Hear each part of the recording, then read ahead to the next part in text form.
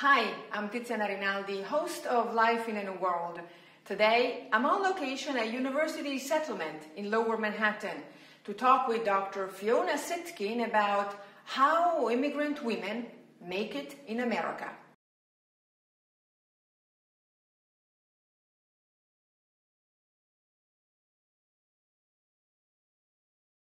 For immigrant women here in the States, despite our history of being populated by many people coming from all over the world, what are the traits or the attitudes that eventually do move immigrant women forward?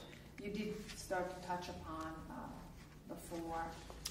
Well, you know, what moves immigrant women forward? Big question. My personal opinion after interviewing 50 very prominent immigrant women is that it's personality, the drive, the presence. That's number one. And then number two would be their creativity. The immigrant creativity is a big issue.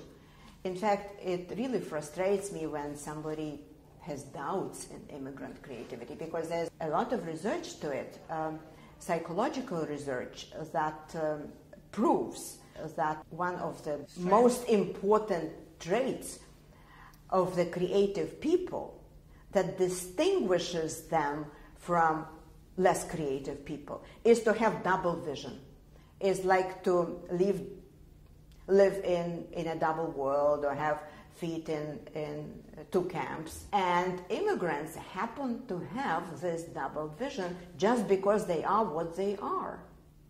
If you look at the tables that I developed now, some people are referring to it like the first systematic case for immigrant creativity. I write what are the roots or the background of creativity of immigrants and what are the common applications. This double vision, of course, this is key. Also, double culture, richness of associations. This spurs creativity. You can produce more links, more associations. You produce more ideas virtually. Then, of course, the educational systems are different, which means that different thinking processes and different logical processes are instilled in you since you are a child.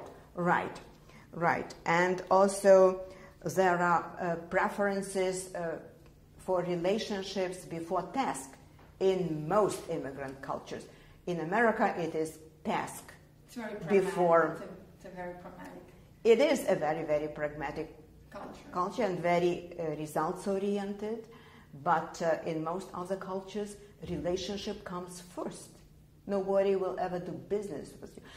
Now, immigrants coming here can strike up more relationships, more friendships, and their businesses are flourishing. And the businesses they're working for are flourishing more. The other trait would be the trials and tribulations of the immigrants just push them to be more creative.